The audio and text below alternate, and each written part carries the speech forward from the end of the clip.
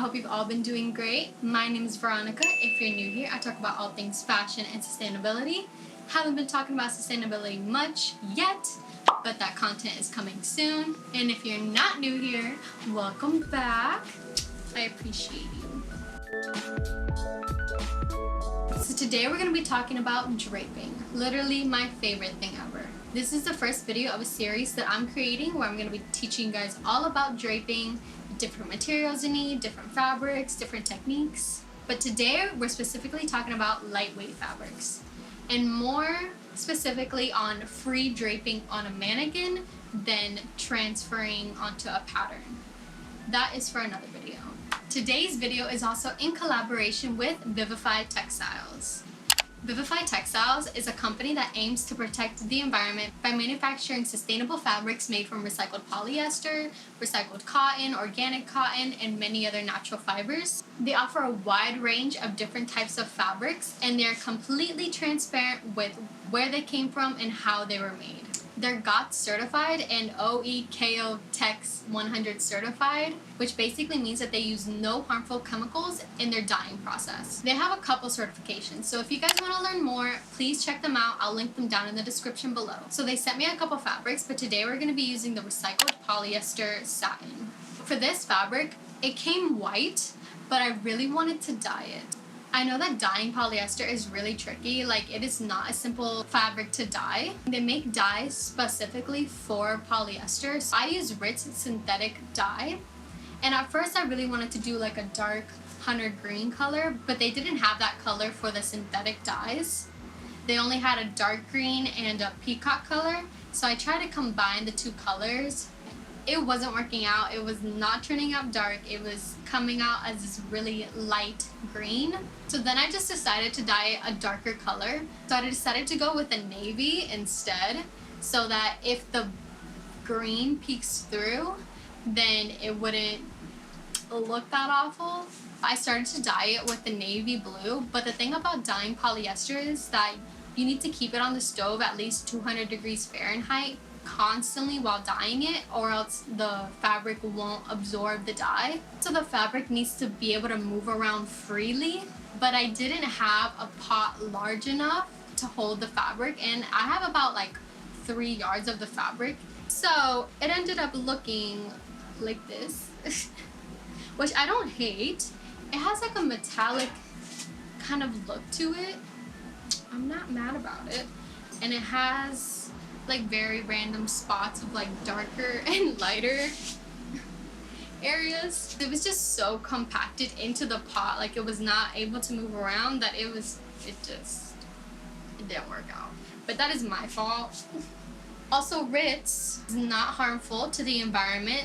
I made sure, because I didn't want to use any harmful dyes. So you may be wondering, what even is draping?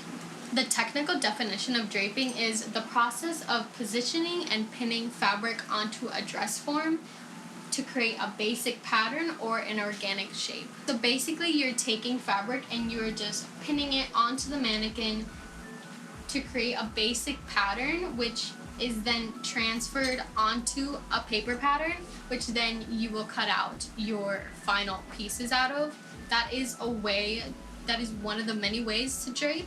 But today we're going to be focusing more on organic shapes. I love draping. I basically drape every single one of my designs. I just love to see the way the fabric flows and drapes naturally on mannequins. Then whenever I'm drafting patterns. So first things first, we're going to talk about all of the tools that you need. I'm going to link all of the tools and all of the supplies that I use down in my description, so make sure to check that out. Scissors. You want a really good pair of scissors, especially when you're working with lightweight fabrics. So these scissors are, I don't know how to pronounce it, Ginger, Jinger, Yinger, Yanger, I don't know. Gingher. These are a really fancy pair of scissors. My boyfriend got these for me for my birthday, and it came with like this matching little tiny snips. And these scissors are amazing.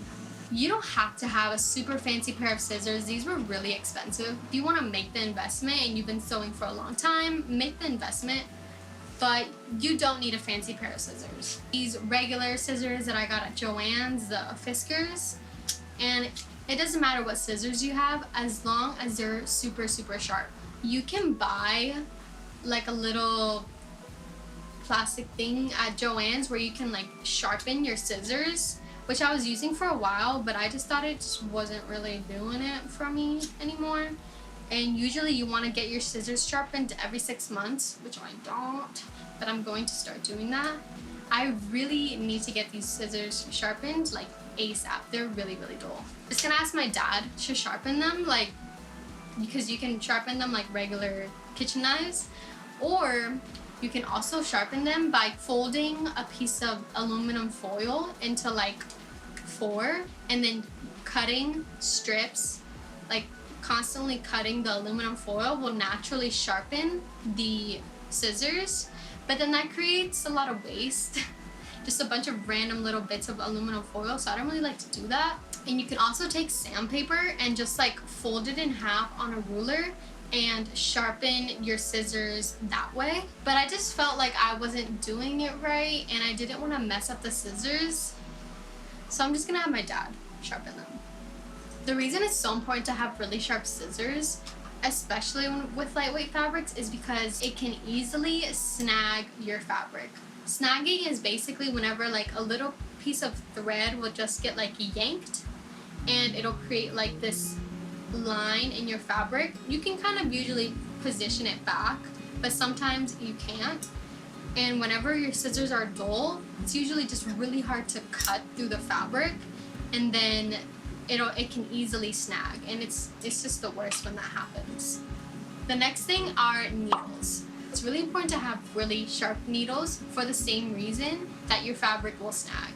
And this way is worse, in my opinion, because you'll be pinning it onto the mannequin and then you'll have like a really dull pin that will not like go through your fabric, and then it'll create like a bunch of snags. It's happened to me so many times when I use dull needles. You can find these at any fabric store, Joann's, your local fabric store. They usually come in like little boxes. They're tailor's pins or dressmaker pins, draping pins. Next is draping tape.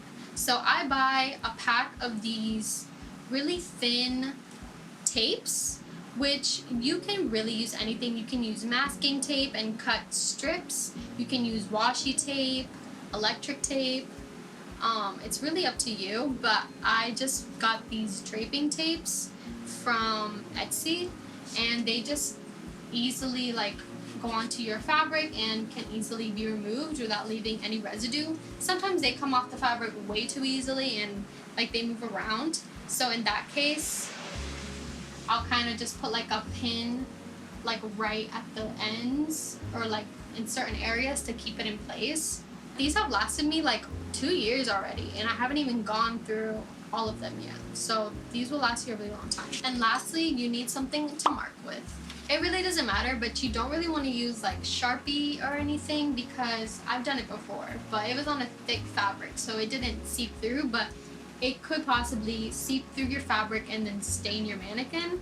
So obviously you want to avoid that. With lightweight fabrics, I usually don't mark the fabric too much. I usually use pins, or I hand based all of the seams, which we'll get to. Typically you want to use a pencil, but that usually does not transfer onto lightweight fabrics very well. That's more for muslin, whenever you're working with muslin. But you can also use a regular pen, but I love to use these friction pens. We all know about these. Like if you, like in middle school, like these were like the ish. Like the pens, this is like the retractable ones, but the pens that like are erasable, whenever they're exposed to really high temperatures, the markings will disappear. It'll sometimes leave like an indentation of the pen, but like the ink will disappear. I usually like to like mark with this, and then whenever I go to iron the fabric, like it'll just vanish, and it's crazy and I love it. It's so convenient. You'll also need a needle and thread. You are going to hand baste everything. I know a lot of people like to avoid hand basting because it's like a little more time consuming, but I promise you it is way worth it, and honestly not even that much more time consuming. But whenever you're working with lightweight fabrics, it is an essential. With silks or chiffons, that fabric just moves around like crazy and your lines will just go everywhere and it's just a mess. So hand basting is your best friend. And of course you're gonna need your lightweight fabric. So if you're a beginner and you're not confident in using your final fabric, then of course get like a lightweight cheap fabric that you want to just play around with and you want to mess around and you want to mark it up. Once you figure out like the design that you want, you can then make it out of your final fabric. So now that we got all the tools out of the way, we're ready to start draping. All these lines represent like a certain seam on your garment. So this is obviously the center front. These are your princess seam lines. This is your waistline, but sometimes if you have a shorter torso, like this could be your waistline. And same thing, princess seam, center back, waistline. And this mannequin, which I'll have it linked down below where you can get this mannequin. There are so many different kinds of mannequins out there. They are expensive, but I always recommend to check Facebook Marketplace, Craigslist before you go and buy a new one, because you never know what you can find. I always check on there first. This mannequin also has like collapsible shoulders and it has the cage underneath, which I will show you guys that in a minute. But you can go like that so that the shoulders go in, so whenever you're taking something on and off, it's like easier. But it's still sometimes difficult because you gotta remember this isn't a body. It's stiff and your body can move around to remove and take off something much quicker. First thing you want to figure out is where you're going to put your zipper or your opening. Is it going to be on the back? Is it going to be on the side? Are you going to lace it up? Are you going to add a zipper? Or are you going to do buttons? Is it going to be on the bias and it's going to be a little bit loose where you can just slip it on and off and you don't have to add a zipper or any kind of closure? Whenever you're going to drape something on the mannequin, it's best to draw your sketch first so you have an idea of what shapes you want to follow. But you could also just completely free drape and play around with the fabric and just go with the flow, which I love to do. But today we're going to be following a design that I sketched. I wanted to keep it real simple. You can't see that, can you? I'll put it right here. It's just a simple halter top with a draped low back. Very simple, anyone can do it. So I won't be adding a zipper onto this dress. It'll just have like some hook and eyes here at the top, and the back, since it's low and both the front and the back will be draped on the bias, I won't need a zipper. So I'm gonna start off with my draping tape and mark out my style lines. Place my tape and mess around until I get a nice shape here that I like. It's always best to take a step back whenever you're creating so that you can see the full picture, because when you're up close it can be kind of difficult. I'm gonna drag out the line to just about here. Since we're gonna have a low back, I wanted to start about here, but typically you want to go at least an inch underneath the arm plate so that you have that extra armpit space. I'm gonna go with this shape right here. And you want to continuously keep measuring to make sure everything is even.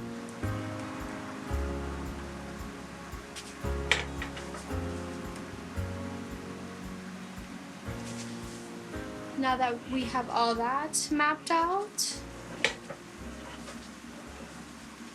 I'm gonna make the collar a little bit longer because I want it to kind of like fall down like it's draped. I don't want it to be like a stand-up straight collar. If you have a mannequin that doesn't have these popped out side seams, because I know that there's a lot of mannequins out there that are just completely smooth, then you want to tape out your side seams and your waistline and any other markings so that you know where to follow along. But since this mannequin has the side seams popped out, I'm not going to add the tape. Depending on how the fabric falls on the mannequin, since I will be doing it on the bias, we might add some darts here, but we might not have to. So that's something that you, whenever you're draping, that you want to mess around and see where you might need darts, or you can just smooth it out. If you have a design where some part of it is structured and some part of it is draped with like a lightweight fabric, just like this dress here, the top is more structured but the bottom has a drape. I will use muslin fabric to drape out the top part of it, and then I transferred it to pattern and then cut it out of the satin fabric, which was like a medium to kind of lightweight fabric. And then after I finished the top and put it back on the mannequin, I draped the skirt on the mannequin and hand stitched it together. But since this whole dress is just cut on the bias and it's very simple, whenever I'm creating garments on the bias, I always like to use a similar fabric, a similar lightweight fabric to the final fabric that I'm going to use. That fabric creates such a different drape here than if I were to use muslin. Muslin, usually it just doesn't create that same flow.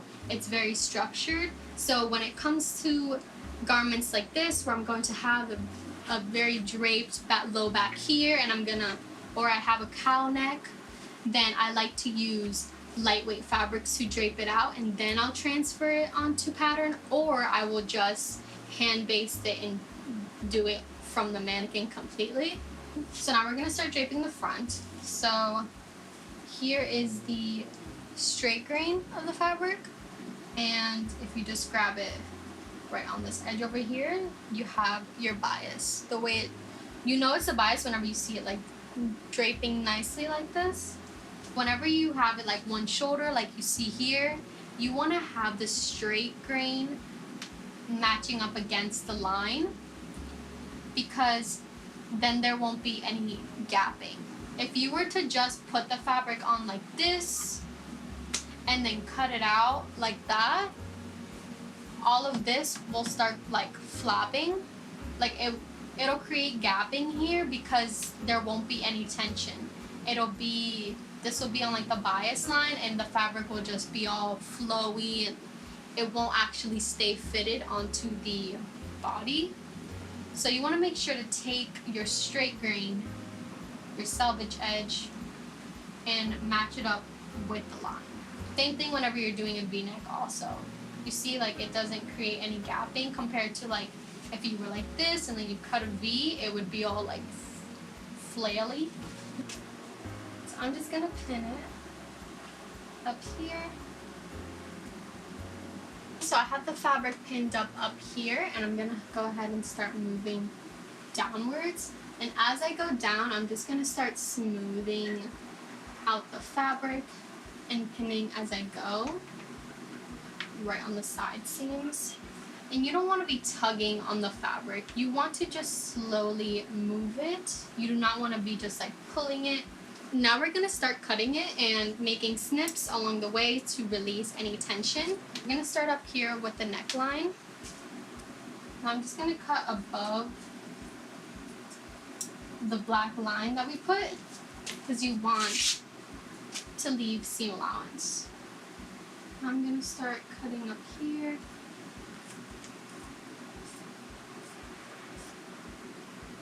Making sure to leave that extra seam allowance. Again, leave some extra seam allowance. I'm doing about an inch just in case I mess up and I needed more seam allowance than I thought. It's really easy to accidentally cut way too inwards or like outwards whenever you're cutting with lightweight fabrics, especially on the bias. It can tend to just like shift. So you want to make sure that you're like lightly holding it and just going with that flow, or else it can really mess you up. Now that I cut off all that excess fabric, I'm going to mark my sides with my friction pen. I'm just going to mark it right on top of that popped out seam. Forgot to mention this before, but you can also use chalk. Okay, which is much easier in this case. I don't always like to use tailor's chalk because it doesn't go away. Like, it always stays on my fabric for some reason, and the friction pen just disappears. Like, it doesn't wipe away easily. Top as well. And I'm just gonna go on the outer end of the tape You want to be consistent if you're marking it right in the center of that tape, on the inside or on the outside.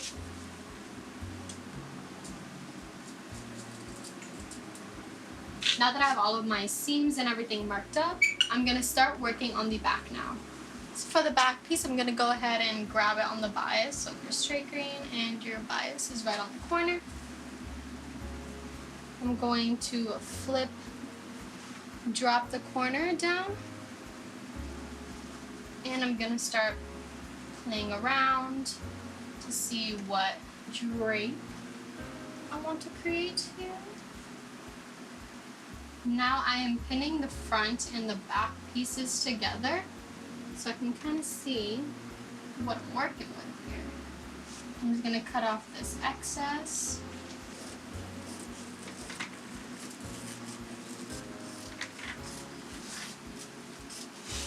I'm going to snip right on these side seams because it's kind of tense, just to release some tension. I'm going to go ahead with my pen and mark all of my side seams here. Mark all the way down. Right where I place the pins is where I'm marking. And now we're going to move on to the bottom of the dress. Now for the bottom of the skirt, my mannequin has a cage down here. Here is the bottom of your mannequin. Now these lines represent like a part of your legs. It also depends on your height and if your legs are longer or if you have a shorter torso, so this may vary. But this is typically like the middle of your thigh, this first bar. This is your knee, but for me it's below my knee. So like more like up here would be the top of my knee. And then this would be like the top of your calf. And I'm 5'7". I'm going to continue pinning the two sides together. I want this dress to end right at my calves. So I'm going to cut it below this bar, just a little bit below it.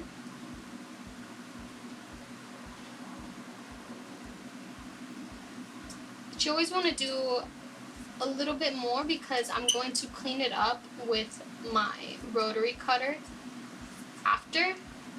So this is just kind of like a rough cut.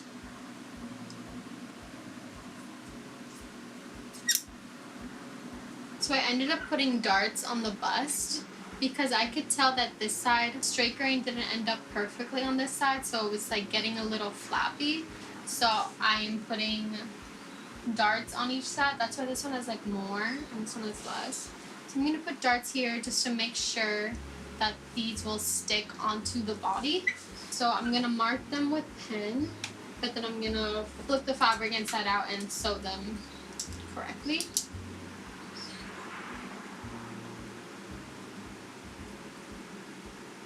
And now we're ready to sew the bust starts, and then we're going to sew these sides. Alright, so now I have the darts done, the side hems done, and I hemmed the edges on this triangle, and I pinned everything together. I ended up bringing this up a little bit more, and since I added the darts, everything kind of shifted a little bit, so I had to redraw everything. So this is how it's looking. But now we're ready to start hand basting, so we can start machine sewing it. So whenever it comes to basting, I like to make my thread really long, but not way too long that it starts to get tangled up like crazy. I make the thread double, but I only tie one end and I leave the other end with no knot so that I can keep like shifting this up and the thread keeps getting longer. And if I were to accidentally sew something and I didn't mean to, I could easily just pull out my needle and pull out that thread and then re-thread the needle and keep going instead of having to like cut off the thread and like redoing another knot. So since we are French seaming this dress, if you don't know how to French seam, check out one of my shorts. I posted a how to do a French seam video, but where the pins are where I want my seams to end up. And since we're French seaming, that means that we're gonna have to machine sew a quarter away from this stitch here, so that then whenever we fold over the fabric again, it'll end up on this line here. But I'm going to baste along this line, so I know this is the line that it has to end up being. So for the basting, I just create really long threads. I'm not just doing really tiny stitches, I'm doing really long stitches.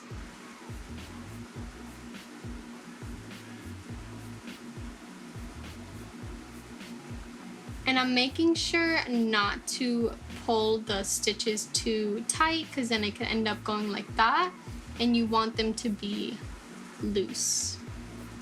This is just another way to mark your fabric, just like with pen and using the pins and chalk.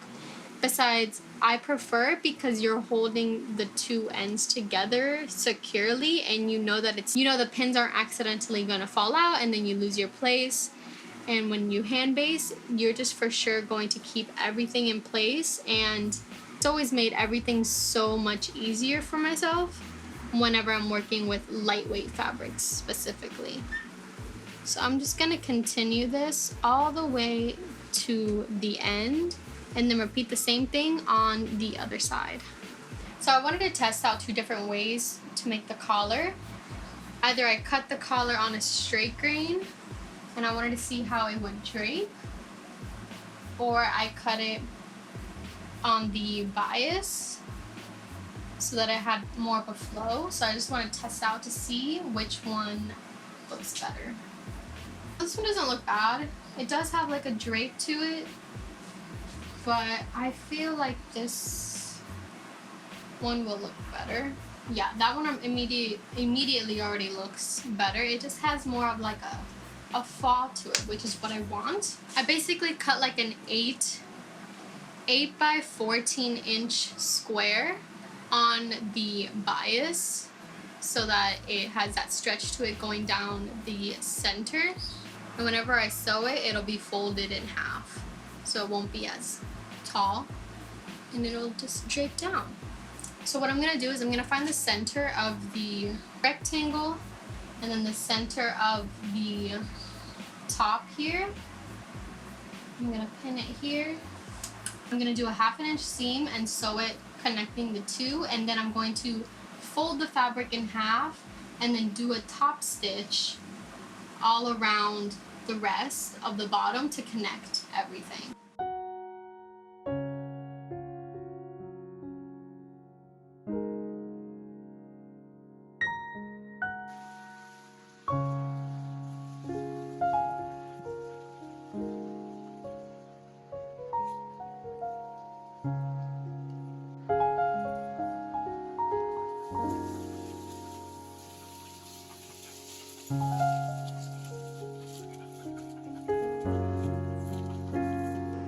So my final thoughts on this dress. I definitely put the darts too high. They are not the best. They should have been a little bit lower, but whenever I was draping it, like they kept naturally ending up right here. So every time I kept trying to push it down here, like the rest of this wouldn't work. I recommend to really mess around with the fabric before you make any cuts into it, just in case something happens like this where you end up having to put darts and then you have to rearrange things around. Whenever you're draping, it's totally normal to like have to change things around. There is no right or wrong way to drape. There are so many different techniques and so many different ways of achieving a design, so it's really up to you and the best way that it fits your body if you're making it for yourself. But that's it for today's video. I hope this video was helpful in your draping journey, and now you're motivated to drape something new. In my next Draping 101 video, we're going to be working with medium to heavyweight fabrics. So make sure you subscribe so you don't miss out on it. If you guys have any questions, please let me know in the comment section below. I'm here to help. I will see you guys next time.